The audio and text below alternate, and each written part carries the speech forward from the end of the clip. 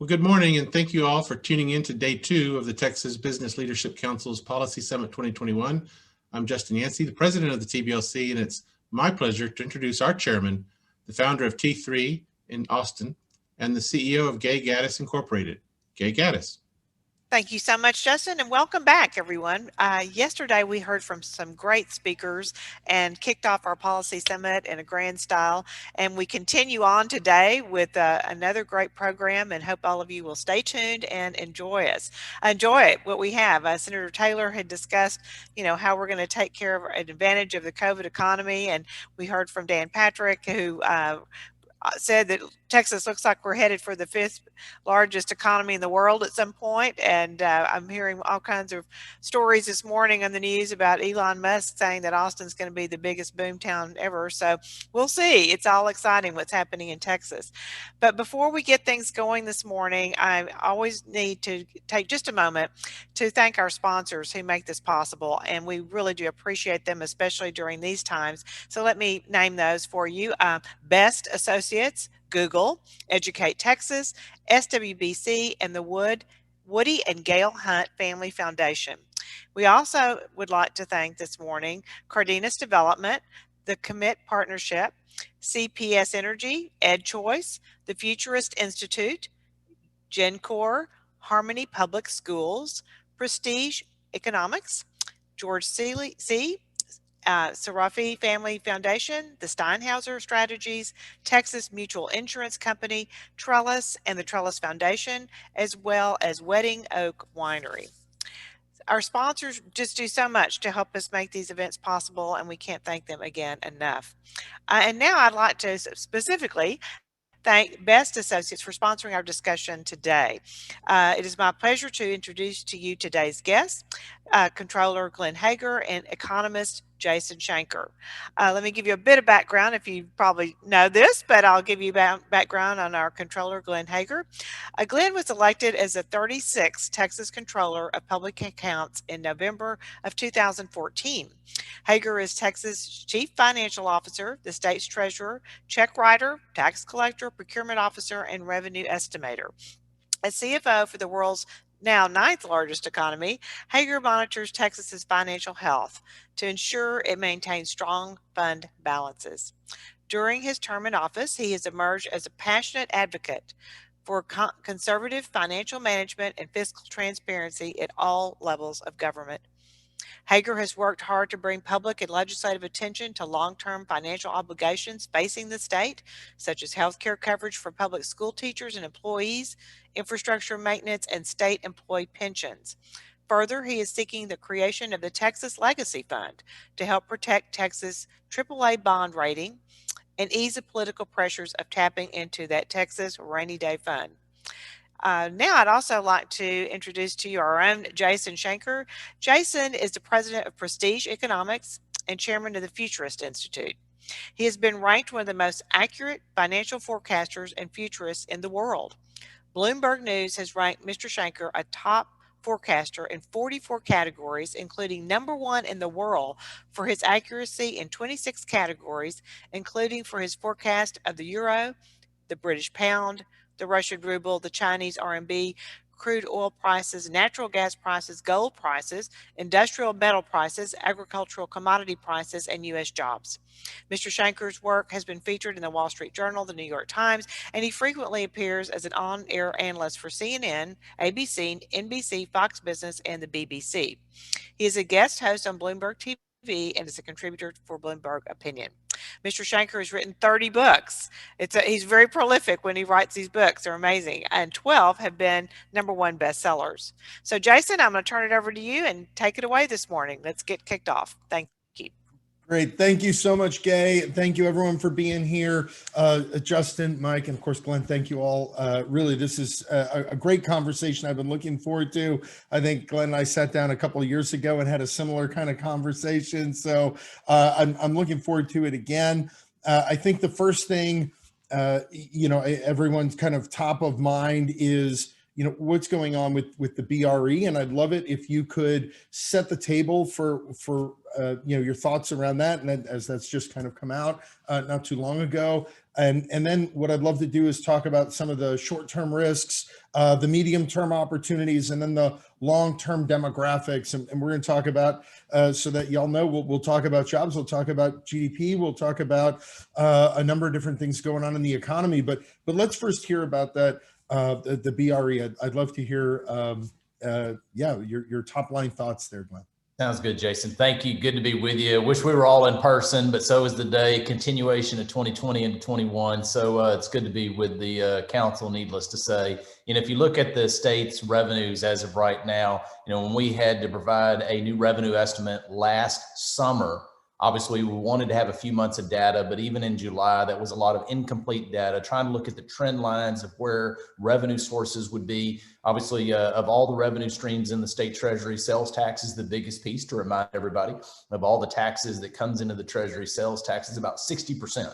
And so a lot determines the health of the treasury depending on sales tax. So when we provided that estimate last summer, we went to have a significant, unfortunately, deficit in the current 2-year budget of about $4.5 billion. When I provided the revenue estimate in January, the day before legislative session, for this current 2-year budget cycle, which ends in August of this year, September 1 starts the new 2-year budget cycle. So in this current 2-year budget cycle, we went from a $4.5 billion deficit estimate of what we thought last summer to essentially only a $1 billion deficit. Now, the reason that is much better than anticipated was principally around revenue streams in the treasury and revolving around sales tax. So sales tax, instead of roughly being about 10% negative each month compared to the same month a year ago on average, which was in line, say, for example, the great financial crisis, we had 14 months that was down for about 9.5% on average.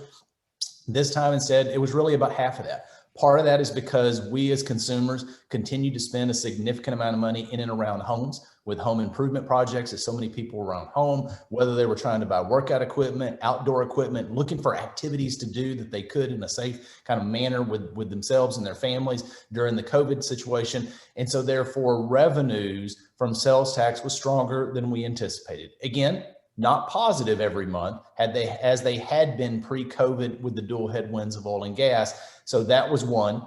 Secondly, there were certain expenditures out of the treasury that were not what we anticipated. So for example, a few areas, public school finance funding was a little less than we had anticipated. And then lastly, at last session, I'd asked the legislature to pass a couple of bills because of the U.S. Supreme Court decision on Wayfair to make sure what we call marketplace providers, those that you and I go buy items from, that companies use their platform, has to collect and remit sales tax to us. And to me, that was a fairness issue. If you and I go around the corner and buy something from the local store, we're going to have to pay sales tax. If we go online, you don't want to have a competitive advantage for that out-of-state company. You want to make sure there's fairness in the system. And so therefore, originally we thought that between the marketplace providers and remote sellers, those that are out of state that are selling directly to you and I, the consumer, would have been about $500 million in a 12-month period. Instead, it was $1.3 billion. And in the last 15 months, it's been $1.7 billion to the state treasury and almost another $500 million to local government. So the point is, I'm glad the legislature took that proactive step because all of our consumption so much has moved more rapidly to online than was the trend already. So those pieces together put us in a better position than we anticipated last summer. Most states, all states have really seen a little better position than what they thought they were going to be in. Obviously, Texas entered into this downturn in a stronger financial position than most states. And then lastly, if you look at that $1 billion deficit in the current 2-year budget cycle, in fact, agencies were asked to reduce their expenditures by 5% over that 24-month period. That we had estimated that was probably about $1 billion. It's probably going to be around 860 some odd million. So my point is that number I talk about, and even though those dollars are not being spent by agencies and we can see them in the treasury, I don't pick it up as a recognition in the revenue estimate until the legislature actually takes action this session to reduce those expenditures. So that's the reason I'm talking about it, but it doesn't show up in my official number. And so therefore, if you look at the current 2-year budget cycle, really we're about flat where we need to be. And then they have a few more expenses to come in. Yet obviously we have some federal dollars we can utilize in replace of state dollars for some COVID expenses revolving around payroll. And so amazingly, we're probably going to end this fiscal year and starting the new 2-year budget cycle in a positive manner, which is not anywhere what anyone would have thought last summer, which really attests to at least the state economy is moving in a better direction than we anticipated, which is good news for all of us.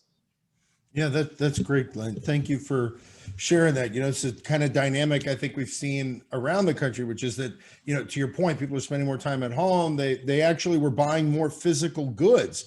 That was really something that prevented GDP nationally from being much worse. The service sector, and that, it's kind of a bifurcated set of dynamics where the service and the tourism and the travel, those remain really weak still, but people were buying physical stuff, and e-commerce it went from something like around 12% of retail in Q1 to over 16% in Q2, and it's come back down a little bit, but it'll probably never be back down to what it was in 2019. People were they were buying physical stuff, and it sounds like that's what really showed up in the numbers there.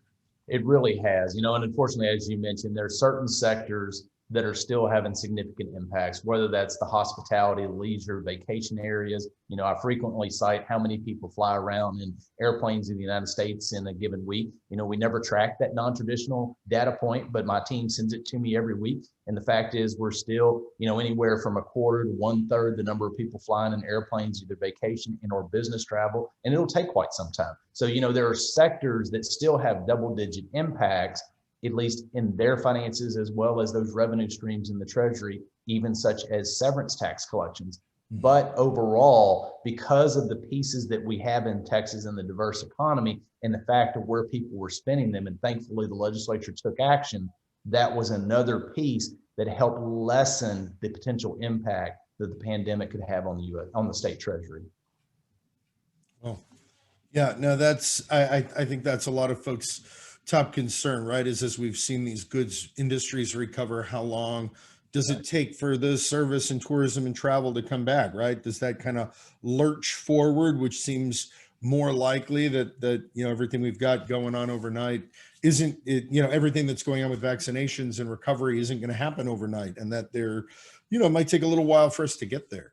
Yeah, I was doing a radio interview before I got on this morning, and I was trying to make the point, as I've been saying, is that we're confident in the numbers we provided to the legislature and the revenue estimate. However, there's a lot of, I use the word uncertainty more than ever before, as the directions of how this could go in the upcoming months, the next 6 months and next year. And part of that is, even with a successful COVID vaccination rollout in Texas, in the United States, which is going to take longer than some were hopeful, but that is a very complex logistical process to not only come up with a vaccine, to produce a vaccine, to ship a vaccine, to store it, and then to vaccinate people, and to make sure that people who want to get the vaccine and make sure that they know that it's safe. So that's going to take a while. And even with that successful rollout here in Texas and the US and what that length is, you still have potential issues in other countries. I mean, we're 19% of all the exports out of the United States. Other countries will not have a successful rollout on that same timeline.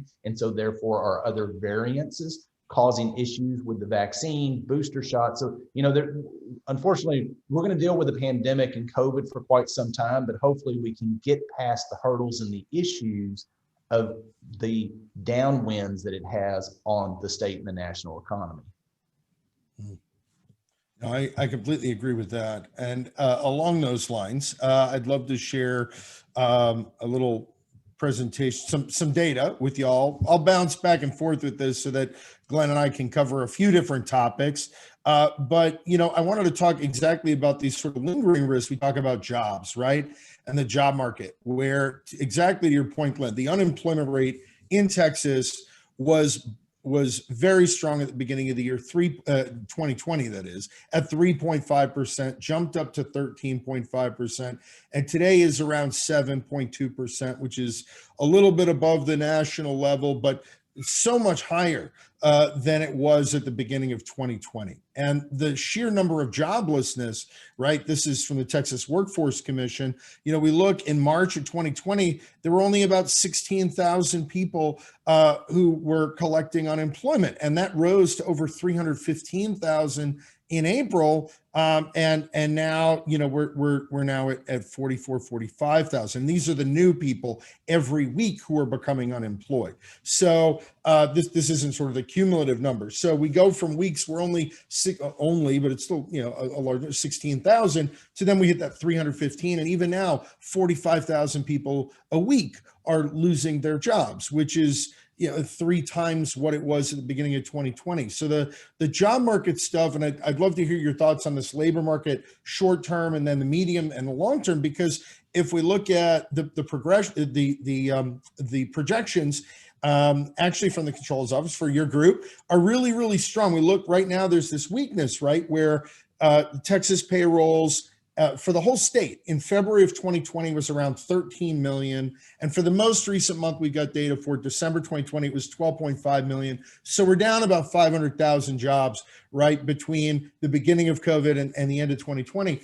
But if we look out further, like taking a longer term view, the most recent projections that comes from the Comptroller's office show that payrolls will probably be over 17 million if we look out to 2047. And granted, that's a long ways out, but man, that's a much bigger number. I mean, that's not quite a 50% increase here, but it's a big, this is a big number. So I'd love to hear your thoughts on this sort of short-term weakness and all these folks who are, continuing to lose their job, not just the persistently unemployed, but these new initial claims.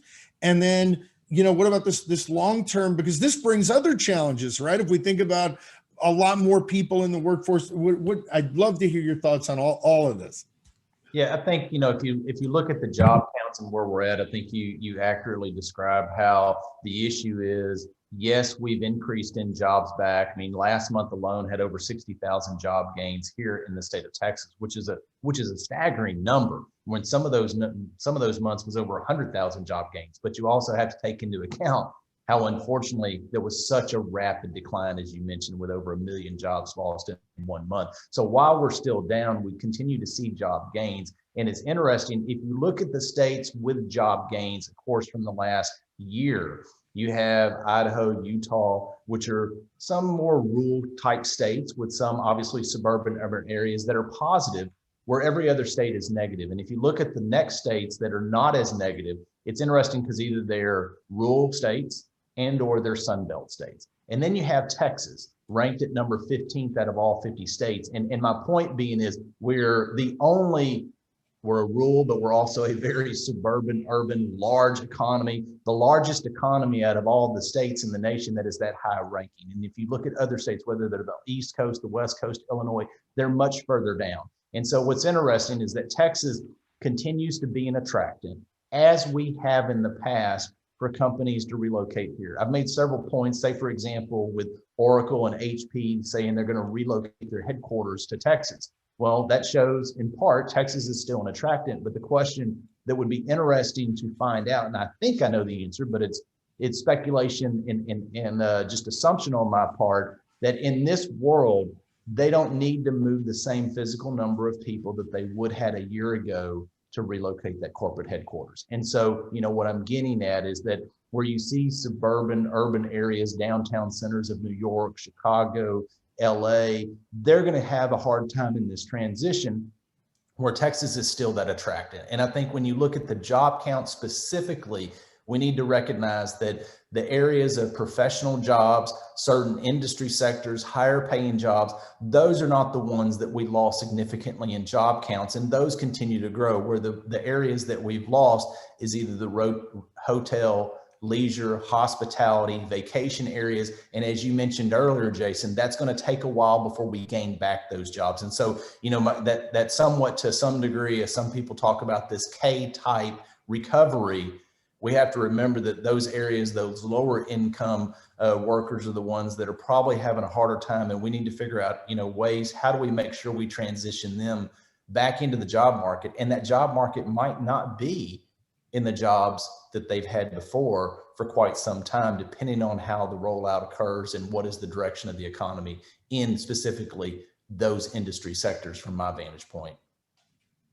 No, that's great, Glenn. And you bring up really something we hadn't even touched on that I wasn't sure we were going to talk about, but let's talk about it, is the remote work dynamic, right? And how different that has been, right? Because most of us are sitting here in one way or another working remote, right? So and this is very interesting because to your point about that K-shaped recovery and the unemployment. So what this is a graphic that comes out in every monthly jobs report. This is the one from January. It came out last Friday, and it shows the percent of people who are employed who worked remotely in January because of the pandemic. So it doesn't include the other like 10 to 15% of people with especially bachelor's and advanced degrees who were working remotely because of the pandemic. And what you can see is education levels are highly correlated with whether you're working remotely or not. So if you had less than a high school diploma, only 2.5% of people over age 25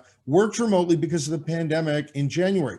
But if you had an advanced degree, that was the majority of people in the entire country who worked remotely. And I think a lot of this is what you're talking about, how have some states had lower unemployment rates and they're recovering more quickly, and why are some bigger states struggling? What you're seeing is an exodus from some of the bigger, high cost, high density places.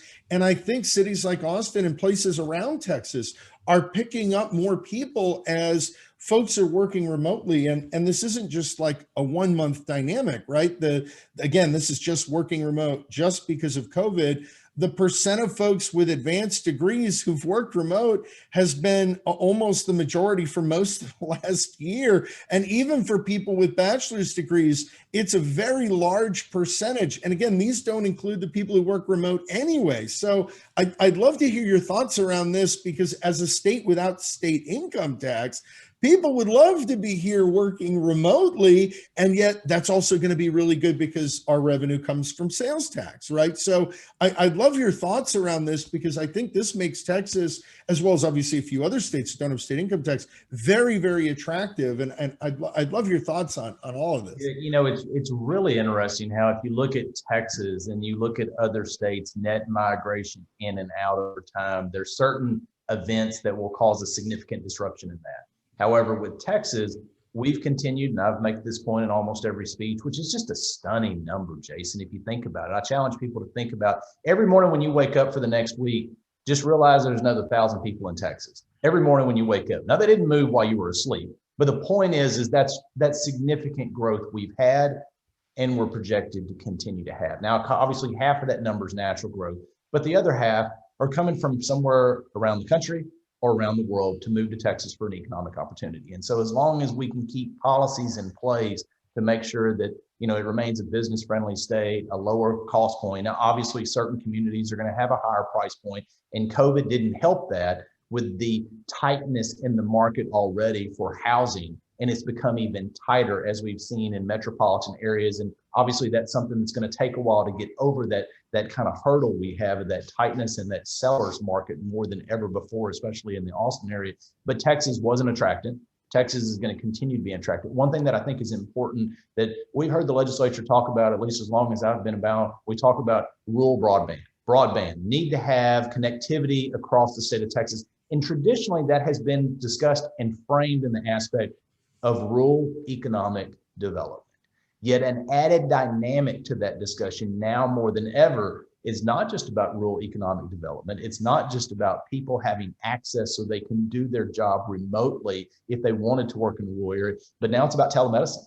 Now it's about public education. And so adding those other dynamics, I feel like now more than ever, the legislature will put in place a program to where, you know, it's very expensive to have that connectivity out in the hill country, for example. You know, with the hills and all, and just the issues. So how do we make sure I think that's really critical, is my point, to help make sure that our economic development is a little more spread out across the state than what we have traditionally had. And then also to deal with those other issues, as I mentioned, telemedicine and education, which are more critical now with that distance capability than ever before.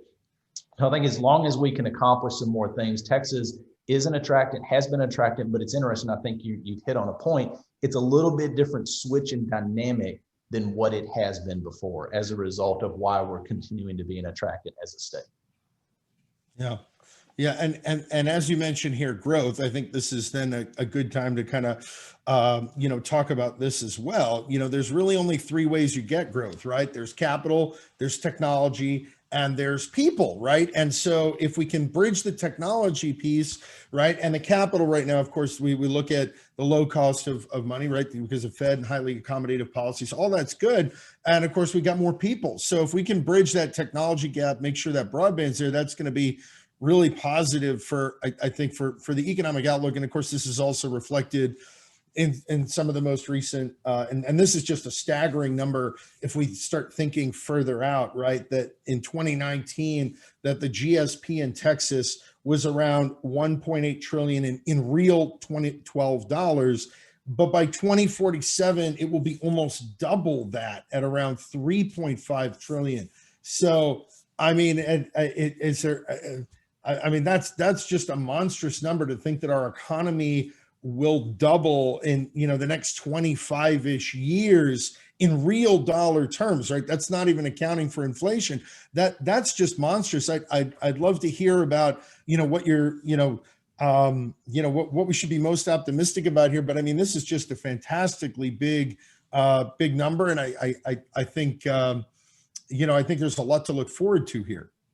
No, I completely agree. I mean, there's a lot of opportunity and look forward to here in the state of Texas. And I think, it's good to, at this point with that chart specifically, to highlight and stress that as long as we continue to make sure that we invest in real long-term infrastructure, whether it's our water, our road systems, mobility issues, obviously mobility discussions are different than what they were just a year ago. Part of the question is, I mean, it's amazing when I pull out of the building there in Austin at 5 o'clock, and, I would never pull out at 5 o'clock. I mean, if I'm gonna pull out at 5 o'clock, I'll be stuck in traffic for an hour plus. Instead, either you leave earlier or you make sure you just go ahead and work till the sun practically goes down, and you turn on 15th Street and there's about 4 cars in front of you.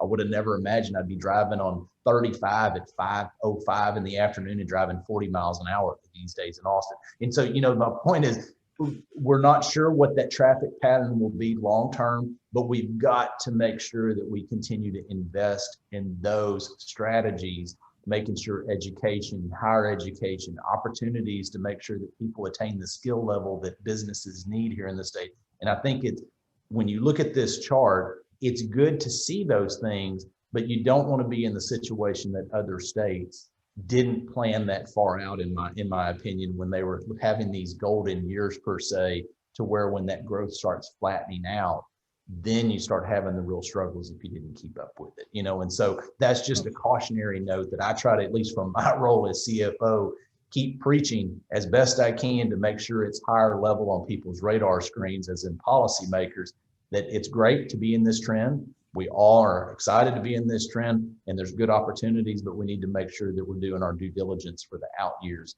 to keep it going. Yeah, that's a really great point. It ties into what you were saying before, but there's 1,000 people more a day every day in Texas. And, while real GDP will double in the next 25-ish years, the population's going to go up too, right? So, in 2020, almost 29.5 million people, but we look forward to another 26, 27 years, we see, 38.7 million is the forecast from the Comptroller's office that y'all put out there. Yeah, it's not a doubling the way GDP is going to double, but it's another 9 million plus people by that 2047 number. That's a lot of folks to be thinking about, infrastructure wise, service wise, and for the economy in general. Yeah, it's a significant number of people. It reminds me, a few years ago, I got asked a question in Austin when I was giving the speech to a bunch of folks that were in Texas, in Austin, for in the financial area. And somebody had said, well, I just got a question for you, Glenn. I said, with state growing 1,000 people a day, you've had this trend, you look at the projections of where you're at. When do we have enough people in Texas? And I said, well, do you want me to answer that question for you as a CFO for the state? Or do you want me to answer that as a 6th-generation Texan whose family's been here since the mid-1940s? I said, first, I'll answer it as the 6th-generation Texan. Hegar's, we thought we've had enough people in Texas since the 1900s. And just, kind of joking, how do you deal with those logistical issues? And then, got back into it as long, again, as we're trying to tend to, I think one of the biggest issues that we have to be cognizant of, and I'm not saying necessarily it's a state policy issue, but affordability, We have not had that issue before in certain urban metro areas, and that's becoming more of an issue than it was before. And I think, that's something that we need to keep being very forefront in our thought process, that affordability. So Austin's going to continue to grow in that pressurization, making sure that people can move from the outskirts to the inside to be able to do their jobs, perform, and make sure businesses have that opportunity to continue to expand in Texas. No, that's great, Glenn. That's great. And we think about, gosh, a 6th generation Texan. I mean, in Austin, if you've been here, 6 months, that's almost you're an old timer here at that point. Yeah. No, these numbers change fast, but I think to your point, still there's a lot to be optimistic here about growth wise. And if we look, what's really interesting to me is if we take that number of residents and that real GDP number, and we look at, well, what is the real state GDP, GSP? What is that real state GSP per capita?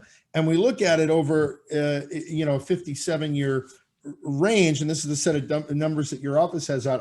I just love these because you can see that in 1990, again, in 2012 dollars, the per capita GSP was $37,000. And in 2020, it was 59,000.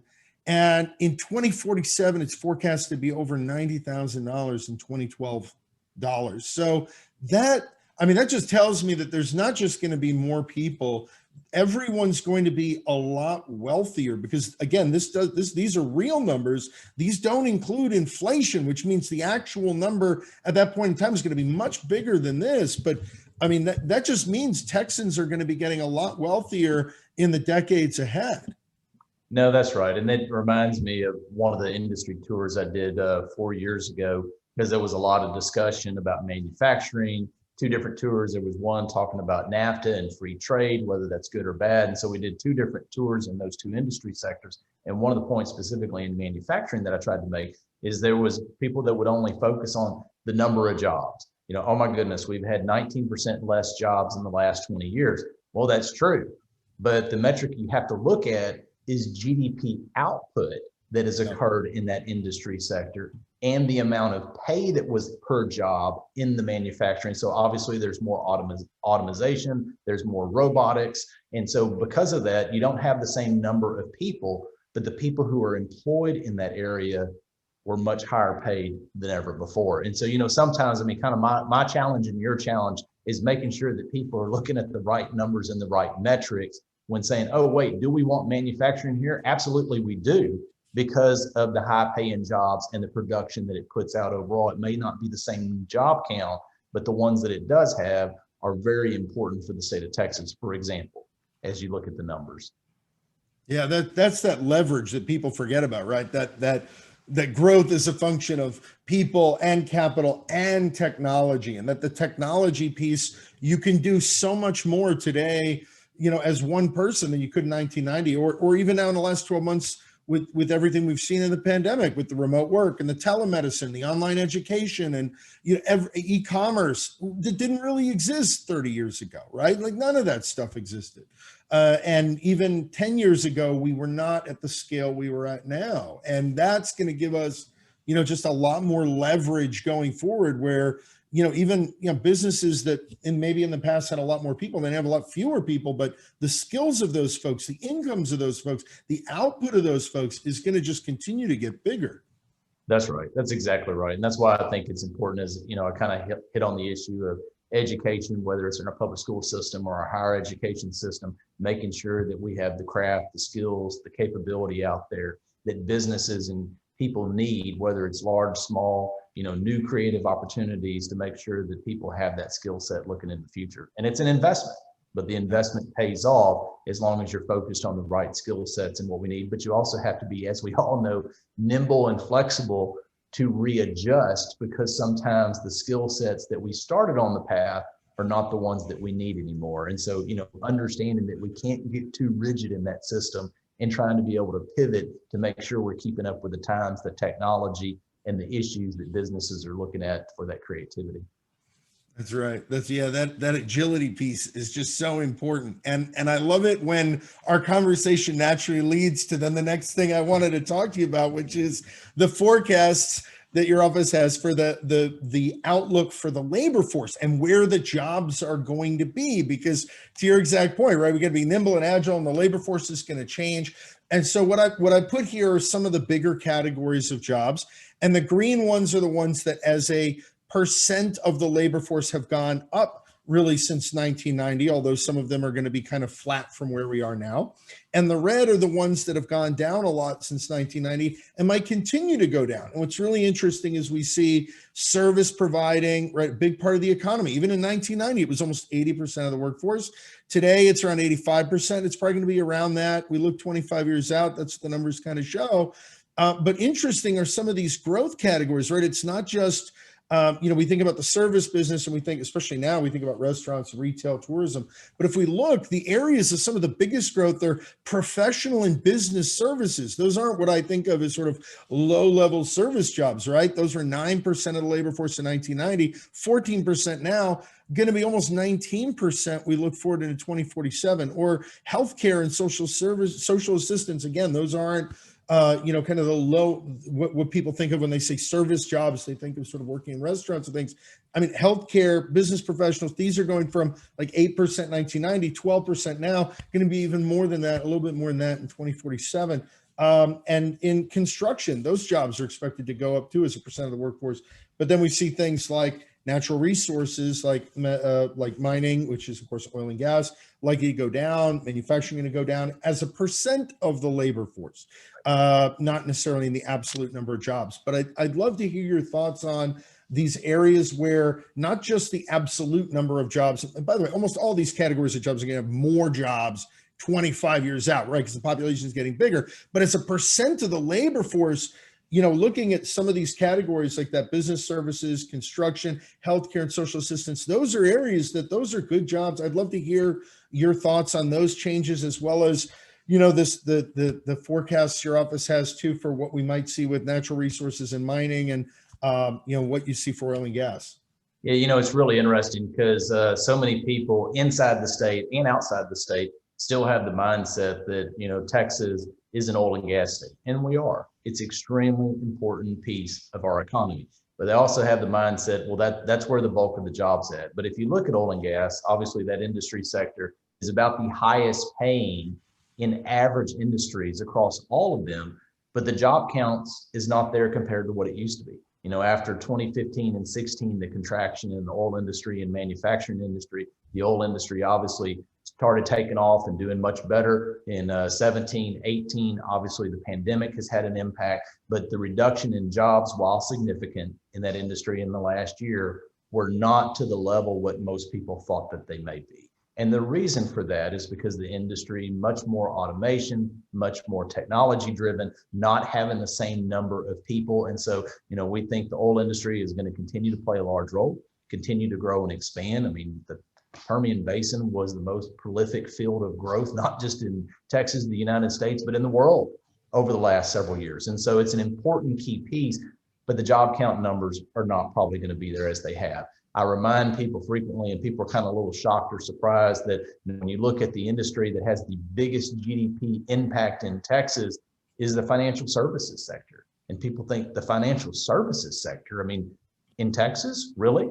Well, whether it's banking, insurance, real estate, that really surprises people, because my point is that's redefining in a much more diverse economy in Texas than we've had in the past, and continuing to nurture that area. As you mentioned, the professional services, that's one that has grown and it's going to continue to grow. So, we have that redefining of Texas. And I think really what the best part of the story, anything else, is the diversity of our economy. And I think from policy and making sure recruitment of businesses and expansion, it's important and critical to continue to try to recruit on a diverse level. Yes, the Austin area may be much more IT driven. Houston still is the energy capital of the world. So, as we look at these different regions, one region may not be as diverse as across the state, but the important piece is the state of Texas overall has an extreme diversity among the state, which I think is really key and critical for the long-term flexibility and adaptability for us to continue to grow as a state, and hopefully in those GDP numbers as we were talking about earlier, Jason. Excellent. Yeah, no, I agree. And that's what those numbers show, right? There's not one subsector that's massive. And again, that oil and gas, that all natural resources and mining right now below 2% of all the jobs, and going to be, kind of in that range, 1.5–2% likely. We look at 25 years. So it's I think you're spot on in kind of focusing on that financial services, the business professional services area. There's just a lot of people here, and they need the same kind of upper end financial, healthcare, all those other things that people want in advanced economies. And of course, we look at that GDP per capita number. We look at Texas's GDP globally, right? A little bit bigger than the economy of Australia, a little bit smaller than Canada.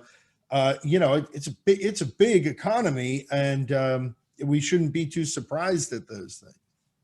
No, we shouldn't. It really is remarkable. It's kind of amazing. I tell people in a lot of speeches when I got in this job, we were the 12th largest economy in the world. And then you had 15 and 16 impacted oil and gas and manufacturing. And I just knew the number was going to change. What I wasn't prepared for is that we went from number 12 to 10. And so that's when I joke, people go, well, what kind of Aggie math did you use, Glenn, in a down two industry sectors that were really important to Texas?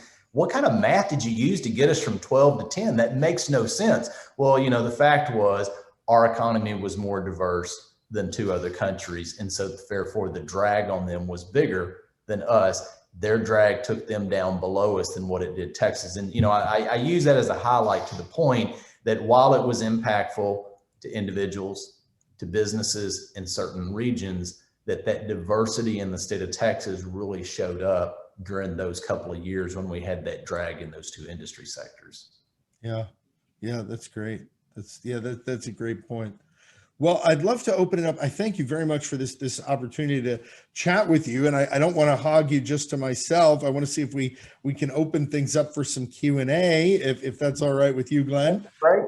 Maybe if it's too tough a question, I'll put it on you, Jason, and see what you're do. I'll do what I can, but I think they want to hear from you. And so I don't know, Mike or Justin, if you want to open it up. Yeah, Jason, we'll have some questions soon. I think if you want to keep going, we're starting to see some questions come in, but if you want to keep going for a little bit, then we'll let you know. Sounds great. Well, then, the one thing I'd love, I know you had mentioned about housing and real estate, and, I think this is one of the things that people, kind of lose sight of, that what economists call the dirt gap, right? The ability for people to buy a home and participate in the economy where they live and have some ownership in it. I wonder how that's going to change, in the decades ahead, as we see more people moving here. And of course we see, especially in Austin, where the home prices have gone parabolic. I'd love your thoughts on that. Does that change the way our economy works, and what would that maybe do then for taxes or how people view things? And of course, what about, do you have concerns also about, moving to a $15 minimum wage nationally, or increased corporate taxes? I'd love your thoughts on those kinds of risks, the dirt gap piece, the wage piece, and the tax piece. Those are kind of three other things kind of noodling around in my brain. I'd love to hear your thoughts. I've made the point that, Texas, we've not had to deal with kind of the dirt gap issues that other states have had to. We've been fortunate. We've historically been a price point of very affordable. Now that affordability has become less in the Austin area, the Metroplex, north of Dallas, certain areas of the state of Texas, west of Houston, compared to what it used to be. And so, I'll highlight that, and I have for a couple of times, that Texas, there was a few years ago, there was trying to be some comparisons of Texas and California. And while those are important comparisons of where we're at, where they're at, the point was on the affordability. I just made that Texas is in a different time period than California today. You almost really have to look at the California of 2 decades ago.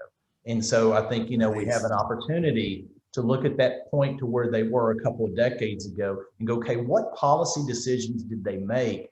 And were those the right policy decisions? Were those the right metrics to try to make sure that affordability is out there, which I think is really critical.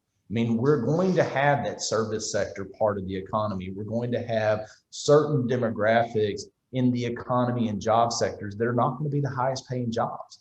But those people are very critical into the overall economy. And so I think, we need to have the glimpse of what others have been through, the lessons that were learned. And I try to highlight that a little bit rather than us getting too far out. So that is an issue that concerns me. Not saying that I got the right policy answer, but I think as long as we're cognizant of it, we can start hopefully making sure that we address some of those affordability issues, or at least making sure we're trying to deal with that. So from that standpoint, I think that's really critical to just be mindful of, Jason, as we're continuing to grow in those numbers overall over the next couple of decades.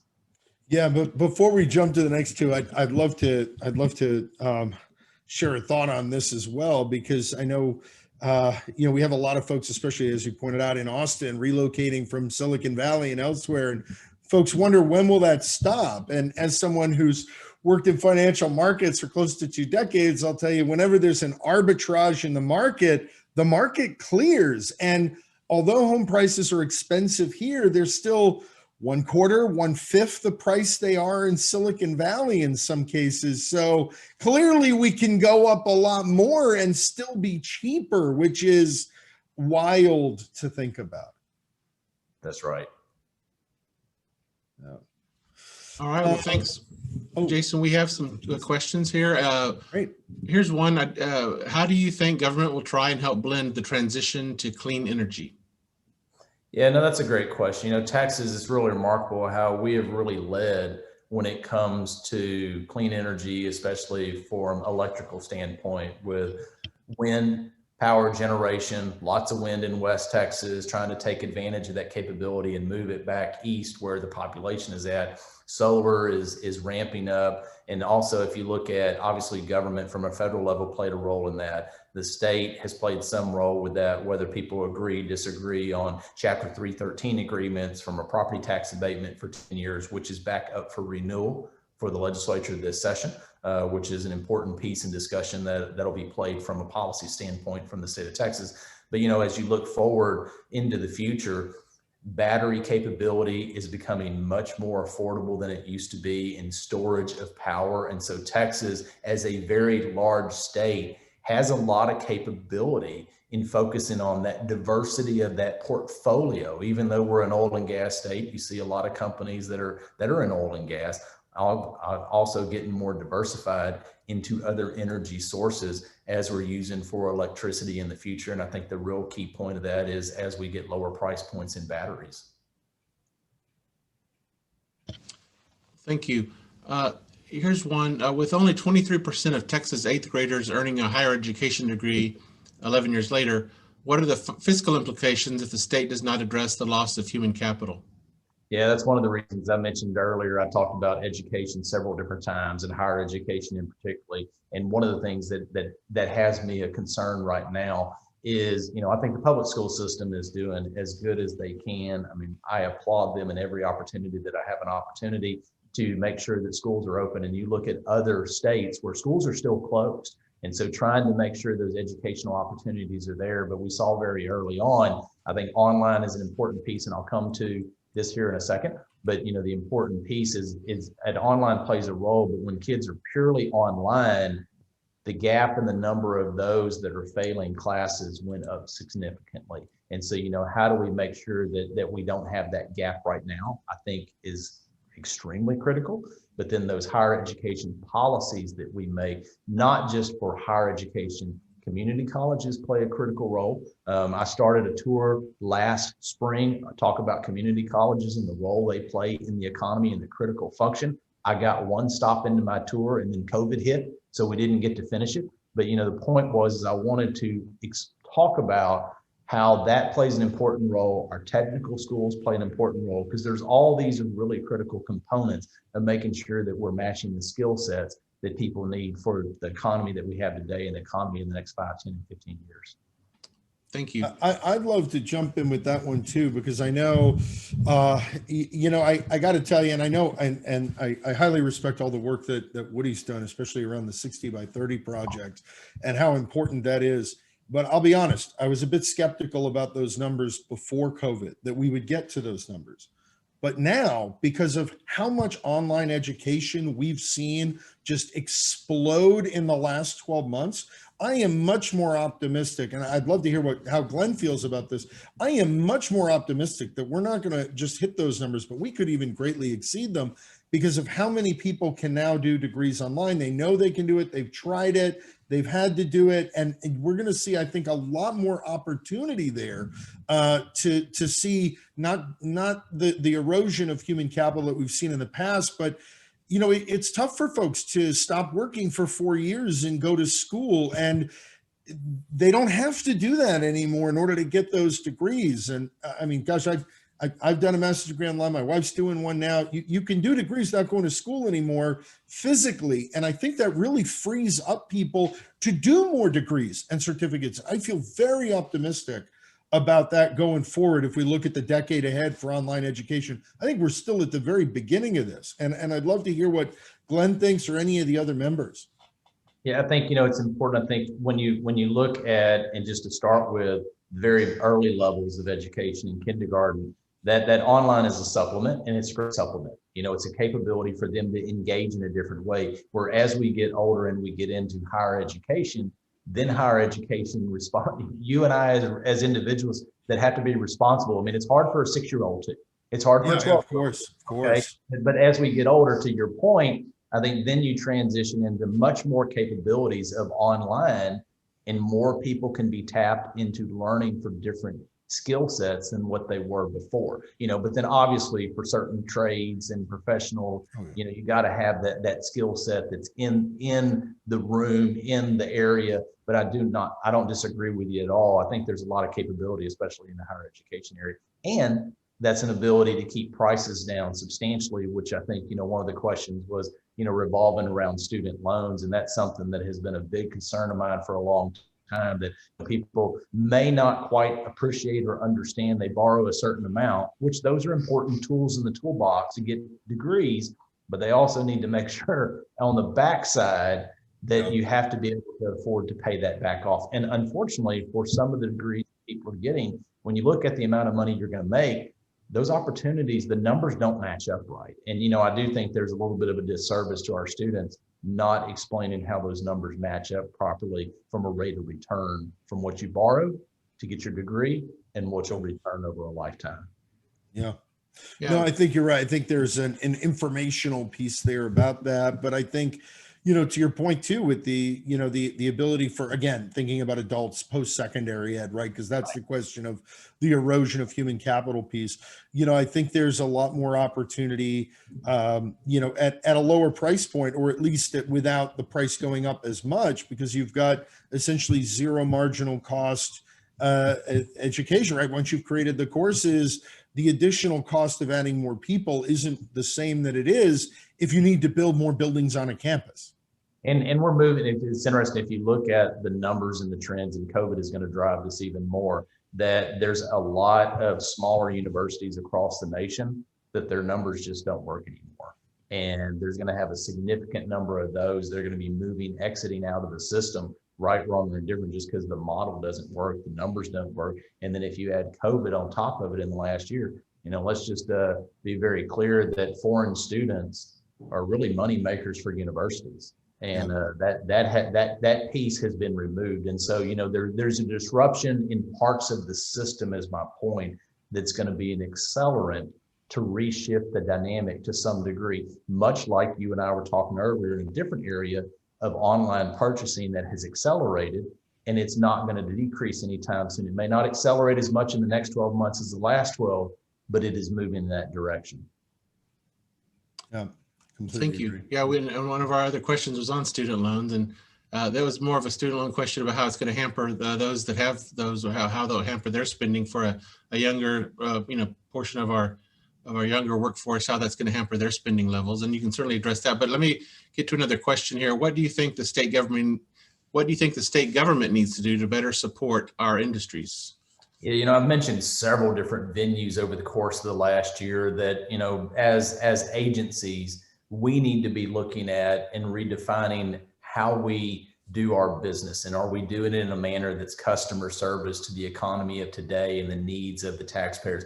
For example, I mean, we just replaced in the Comptroller's office the way you can go online and pay sales tax. We just did a complete rehaul of that system, and we're moving to making it work for other taxes. And that's been the first major rehaul in 20 years. And so, trying to bring that system up to today's world for customer service is critical. And I think also looking at it from a regulatory standpoint, Justin, is really critical, because the regulations and upon how we regulate today may not really exist to the same business practices. And so constantly looking at it and redefining it, I think COVID has highlighted the importance of doing that more than ever before. And I think the big key piece on that is regulation, taxation, making sure how we have those two core fundamental policies from the state are the biggest key potential hindrances for businesses and what they're going to do in the future.